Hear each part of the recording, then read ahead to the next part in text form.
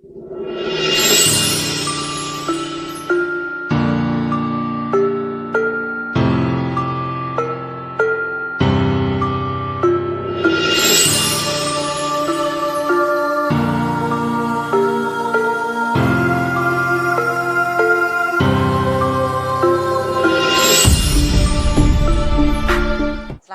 sore kawan-kawan semuanya, masih bersama saya Afifah dan Mas Angga dan Ustadz Kus. Di sini kita masih mendiskusikan, membahas sosok Raden Mas Panji Sosrokartono. Nah, di segmen sebelumnya kita sudah banyak sekali menceritakan atau mendiskusikan tentang siapa sih secara garis besar sosok Sosrokartono ini. Nah, di segmen kali ini kita akan mulai membahas kiprah beliau di kancah internasional. Salah satunya beliau pernah menjadi jurnalis internasional. Nah, di jurnalis pada koran apa, pada media apa, dan apa saja kiprahnya pada saat menjadi jurnalis, mungkin bisa dipaparkan oleh Mas Angga. Iya, iya, beliau jadi Sosrokartono ini tadi sudah saya terangkan kan setelah kuliah di Leiden, kemudian beliau ini mendapatkan gelar S1 ya, doktorandus kalau zaman sekarang. Nah, tapi kemudian kalau pada waktu itu tuh doktorandus itu dia langsung bisa jadi kandidat doktor.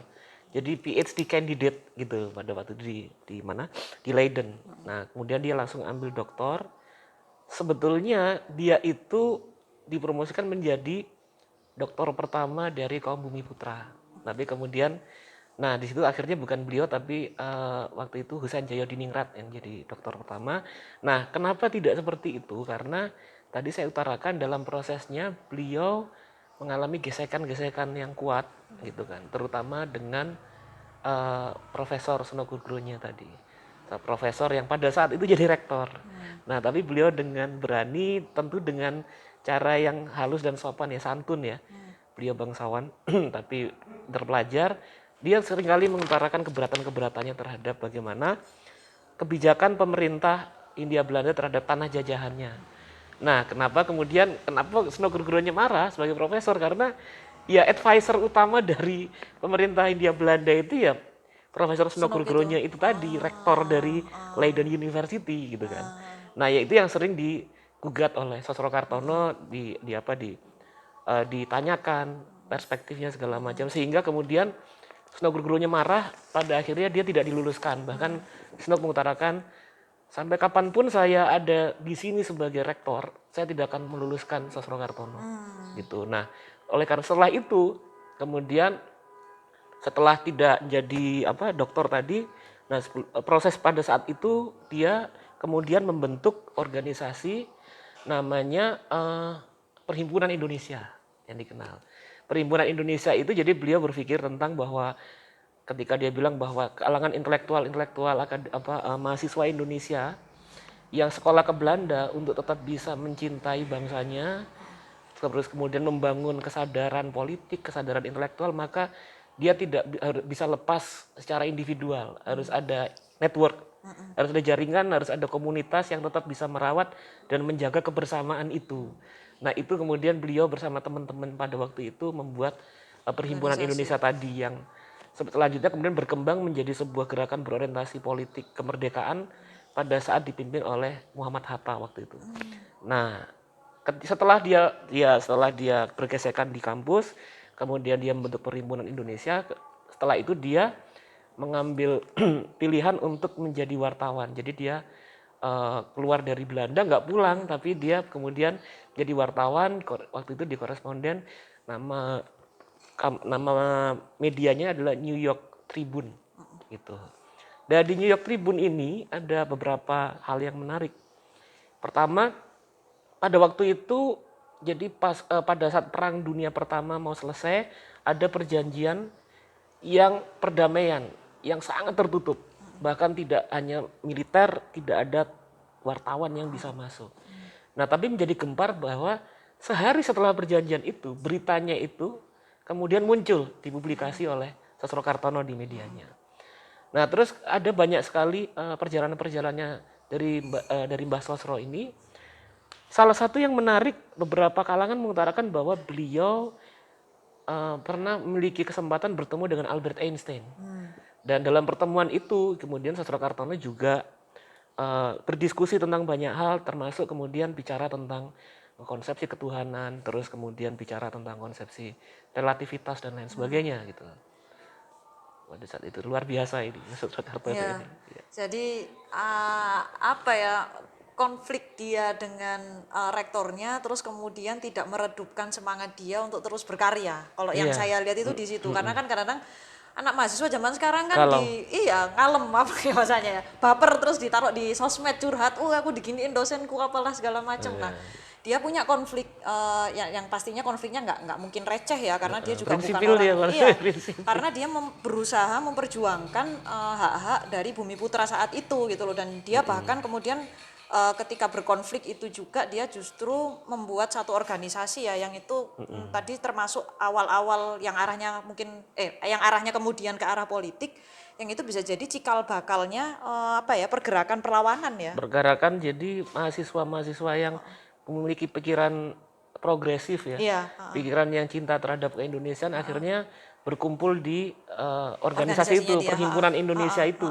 Nah itu awalnya pelopornya sebetulnya ikut menciptakan itu Sosro Kartono. Oh, Iya. itu Nah kalau misalnya sekarang ya misalnya kan kita tahu ya di Indonesia itu kan ada Perhimpunan Pelajar Indonesia kan di seluruh dunia, PPI itu kan. Nah PPI itu akarnya Perhimpunan Indonesia. oh gitu. Itu yang pada saat fase progresifnya itu Muhammad Hatta. Dan yang menciptakannya itu namanya Sosro Sosro Kartono Kartono. gitu Oh awalnya. iya iya iya. Makanya itu hits ya kalau anak-anak kuliah di luar negeri itu ntar Kumpulnya kan di PPI gitu kayak kan. misalnya ntar kalau ada apa-apa di sana nggak usah khawatir, Iya. soalnya ada kawan-kawan PPI itu tadi. Ya Ternyata betul. awal mula dari ide tentang Inisiatifnya ini, itu. iya inisiatifnya tuh dari Mas Sosro. Wih, jariahnya sampai sekarang ya, luar biasa Iya ya. betul. Sebetulnya itu juga menarik karena tadi kan saya bilang bahwa Mbah Sosro ini itu kan muridnya Kiai Saleh Darat. Nah tadi saya bilang Kiai Saleh Darat itu adalah bagian dari jaringan ulama Mekah Jawa. Nah, Oh. bisa jadi dia terinspirasi sebetulnya dengan Oh networking itu ya, pola networking itu networkingnya. pentingnya networking untuk menjaga kecintaan terhadap tanah air, membela bangsanya segala macam gitu. Nah, itu tadi juga sempet di akhir-akhir paparannya Mas Angga itu, bahwa karena kan kalau pastinya jurnalis ya, nggak usah zaman dulu deh, jurnalis sekarang itu pastinya dia ketemu dengan banyak orang, dengan banyak sekali latar belakang dari komunitas yang macam-macam. Nah, tadi yang menarik itu kita semua kan tahu Einstein ya, dia itu ilmuwan yang sangat Fisika, tersohor gitu ya. ya, dan sudahlah aku nggak perlu banyak bicara soal Einstein. Nah, tapi tadi sempat disebutkan bahwa ada perjumpaan tentang ada perjumpaan antara Sosro Kartono dan Einstein. Nah, ini mungkin ada apa saja, dan juga tadi sempat Filosofisnya apa yang filosofis, terus kemudian berdiskusi masalah ketuhanan. iya. Nah, mungkin dari Ustadz Kus bisa kasih sedikit opini atau pandangannya atau Wawasannya. wawasan Iya. ya. Jadi kira-kira apa sih yang dibicarakan, kan nggak ngira nih orang-orang, karena kita mengenal Einstein itu sosok ilmuwan yang sangat apa ya, ilmu duniawi banget gitu loh, yang kita kenal ya, ilmu yang kita kenal dari Einstein itu seperti itu. Tapi ternyata ada obrolan-obrolan yang sifatnya spiritual, yang sifatnya membahas tentang ketuhanan, yang kemudian itu terjadi dengan Raden Mas Panji Sosro Kartono mungkin. Iya, jadi memang kita tahu bahwa Einstein itu pada akhirnya dikenal sebagai ilmuwan yang bersifat teis ya, bukan ateis ya, ada ateis ada teis itu. Ya, jadi adapun teis ini ada macam-macam kelompok, ada yang politeis, gitu. Ada yang hinduteis, ada yang monoteis. Ya. Dan Einstein ini ya, walaupun dia bukan seorang agamawan ya, tapi dia pernah mengatakan bahwa agama itu tanpa pengetahuan itu akan itu lumpuh kan ini. Lumpuh ya. Terus pengetahuan tanpa agama akan Buta. gitu. Iya. Nah itu sebenarnya ada hubungan dengan sosok Kartono. Jadi sosok Kartono mengingatkan bahwa karena Einstein telah membentangkan bahwa adanya hukum relativitas baik umum maupun khusus ya, artinya bahwa sebenarnya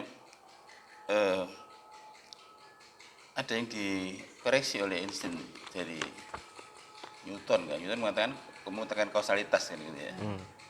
Tapi Einstein akhirnya menyatakan bahwa sebenarnya itu hanya persepsi gitu. Yang ada itu relativitas. Gitu. Nah dari situ pijakan itu maka saya mengingat kalau ada yang relatif pasti ada yang mutlak. Bagaimana kita mengetahui yang relatif kalau ada yang mutlak? Kalau semua itu relatif maka tidak ada relatif itu. Semua itu malam maka malam itu tidak ada. Iya. Semua perempuan maka perempuan tidak ada. Perempuan ada itu karena Iya. ada Laki-laki. Laki-laki.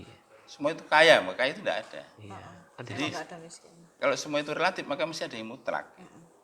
Nah kata Soekarno kalau yang mutlak maka dia itu berarti distinct, Mhm. berbeda yang lain. Mhm. Karena yang lain itu relatif. Relatif. Relatif. Karena kalau distinct maka dia itu unik satu-satunya. Gitu. Mhm. Jadi yang mutlak itu mesti distinct. Iya. Yang distinct mesti Unik. Unik. Kalau dibalik karena dia unik maka dia distinct. Distinct. Iya, Karena betul. distinct karena dia absolut. Absolut. Karena yang lain relatif. Relatif. Iya, Dan di betul. situ akhirnya dia mencari pencerahan itu. Sehingga akhirnya Einstein itu ya sangat yakin ada Tuhan, tapi dia tidak beragama. Gitu.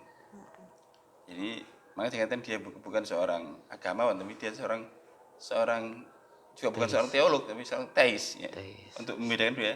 Dia dengan Zaman dulu itu era-era itu pada umumnya ilmuwan itu punya pandangan positivisme. Gitu. Gitu. Iya, iya. Kalau kita baca Agus Kom, ya, Fitir Sorokin, mengatakan bahwa dibagi menjadi tiga kan, Iya, betul. era-era itu Iya, ya. betul. Ya toh? Nggih. Era ketika orang itu percaya pada Tuhan gitu ya. Ya toh? Iya. Terus era skeptisisme, akhirnya era positivisme di mana orang tidak perlu bicara mengenai Tuhan, nanti Iya, semua itu betul. saintifik kan gitu ya. Scientific, iya. Nah, tapi pada saat situasi seperti itu, ini diingatkan oleh Soekarno justru dari ya tesisnya sendiri bahwa kalau itu semua relatif, ya, maka itu pasti ada yang mutlak. Iya. Ya, dan bahkan dia mengingatkan bahwa bagaimana kita tahu yang terbatas jika nggak ada yang tak terbatas. Bahwa kata dia dunia yang terbatas, mesti ada yang tidak terbatas. Sehingga Einstein pun yakin adanya life after life Iya. yang unlimited. Dia percaya seperti itu. Bagaimana kita bisa mengerti ada waktu terbatas jika nggak ada yang terbatas? Nggak ada yang terbatas. Gitu. Nah di situ itu bedanya dengan Stephen Hawking dalam History of Time History dia of- kan iya, akhirnya kan history of time. dia tetap ateis kan gitu ya. Iya, Gitu. soal terakhir, iya. Tapi dia luar biasa Einstein. Ternyata itu tadi habis hasil diskus dengan Soekarno. Saya punya rekamannya itu sebenarnya. Ini saya cari lagi nanti. Artinya ada transkripnya itu, diskusinya itu. Oh, transkrip. Itu saya dapat dari seorang dosen dari ITB dulu. Ada transkripnya, dialognya itu. Dialognya dengan Einstein. Iya, itu. dengan Einstein. Wow. Nanti mudah-mudahan ketemu ya supaya bisa kita bagi sama Iya. kawan-kawan juga ya. Saya juga penasaran soalnya. Ya itu jadi akhirnya dia menemukan bahwa Tuhan itu mesti absolut. Iya. Karena absolut maka distinct. Berbeda dengan makhluknya. Gitu. Iya benar. Karena distinct maka dia Unik. Karena yang lain itu Iya, relatif. relatif. Iya. Terus balik lagi karena dia itu distinct maka dia absolut. Absolut, iya. Karena dia absolut maka dia unik. Iya, iya, iya. Akhirnya Einstein akhirnya sadar dia punya pencerahan di sini. Wow. Tapi dia sulit menetapkan agama yang mana yang mau diikuti karena waktu itu ada banyak pilihan kan ya, dari Kristiani, ada Yahudi, dia berlatar belakang Yahudi kan. Yahudi, iya. Tapi dia sudah skeptis. Tapi juga Islam juga tidak begitu mengenal ya. Akhirnya ya, tetap itu tadi. Cuma dia itu percaya betul adanya life after life. Ada percaya betul. Ya. Sehingga suatu ketika kan ada pidato beliau yang sangat berkesan. Ketika wisuda sarjana, itu pidato kata-kata gini bahwa pesan bahwa ilmu yang kamu dapat itu tuh ya harusnya diabdikan untuk kemanusiaan. Ya, gitu. Jadi dia mengatakan kata mungkin setan memujukmu, tugasmu hanya untuk eksplanasi untuk menerangkan saja. Tapi sebenarnya misi utamamu adalah bagaimana membebaskan kemanusiaan dengan pengetahuanmu itu. Oh. Itu bagus sekali kata-kata itu. Ya. Dari bahasa Sastra seperti itu. Nah, Einstein ya, pidato oke. itu. Kayak itu bahasanya itu seperti ada similar atau kemiripan dengan pikiran-pikirannya. Iya, Soekarno paralel ya. Iya tuh. Ya, soal kemanusiaan. Jadi orientasinya orientasi universalis. Humanis, iya. Itu. Wow.